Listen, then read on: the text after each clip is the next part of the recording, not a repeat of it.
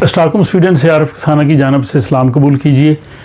Sweden में जो दांतों के डॉक्टर हैं, डेंटल सर्जन्स, इनकी बहुत ज़्यादा कमी है और इसके हवाले से यहाँ पे जो डेंटल डॉक्टर्स हैं उनका जो एक जरीदा है तांदलेकर थीदनिंग, उसने ये रिपोर्ट जो है वो शाया की है और ये रिपोर्ट जो है यहाँ की जो नेशनल इंश्योरेंस एजेंसी है फॉरशेकरिंग, उनके जो है वो अदाद-ओ-शुमार की बुनियाद पे जारी की गई है और ये बताया गया है कि स्वीडन में दांतों के डॉक्टरों की बहुत कमी है। पूरे मुल्क में जो है वो उनकी ज़रूरत है। इस हवाले से ये कहा गया है कि जो स्वीडिश दारुल हुकूमत स्टॉकहोम है उसमें सबसे ज़्यादा दांतों के डॉक्टर हैं और 1 लाख की आबादी के लिए वहाँ पे 93 जो है वो दांतों के डॉक्टर जो हैं वो मौजूद हैं। स्वीडन का जो सेंट्रल इलाका है दालाना,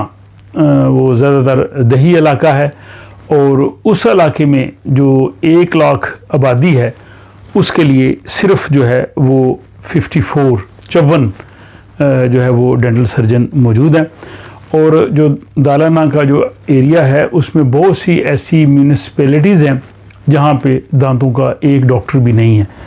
तो दांतों के डॉक्टरों की स्वीडन में जो है वो बहुत ज़रूरत है। स्वीडन में जो दांतों के जो डॉक्टर हैं जब वो नया अपना जॉब शुरू करते हैं तो उनकी उस वक़्त इब्तदाई जो तनख्वाह है वो तकरीबन 34,000 स्वीडिश क्राउन है। ये अपना टैक्स डिडक्शन से पहले है और जब उन्हें तकरीबन 4 से 9 साल का तजर्बा हासिल हो जाए तो फिर ये तनख्वाह जो है वो तकरीबन 45,000 स्वीडिश क्राउन के करीब चली जाती है। लेकिन ये इनफरादी तनख्वाह है, बाज़ की तनख्वाह जो है इससे ज़्यादा भी हो सकती है और ये औसत तनख्वाह है।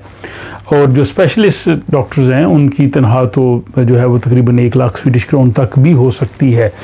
अगरचे स्वीडन में जो है वो दांतों के डॉक्टरों की बहुत ज़्यादा कमी है, लेकिन इसमें यहाँ पे काम वो लोग ही कर सकते हैं जिन्होंने स्वीडन से या स्कैंडिनेविया से जो है वो इसकी डेंटिस्ट्री की एजुकेशन हासिल की हो या वो यूरोपीय यूनियन के मुमालिक से उन्होंने डिग्री ली हो।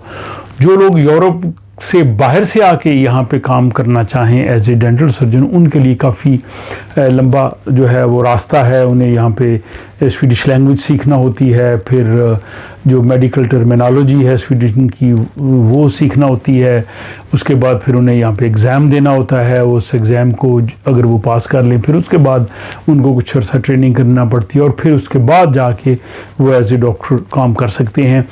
अगरचे यहाँ पे डॉक्टरों की बहुत कमी है, लेकिन हुकूमत ने इस तरह से कोई स्कीम, ग्रीन कार्ड या एम्प्लॉयमेंट का कोई ऐसा नहीं रखा कि जिस स्वीडन के जो यूरोप के बाहर से लोग जो हैं आके जो है वो काम कर सकें।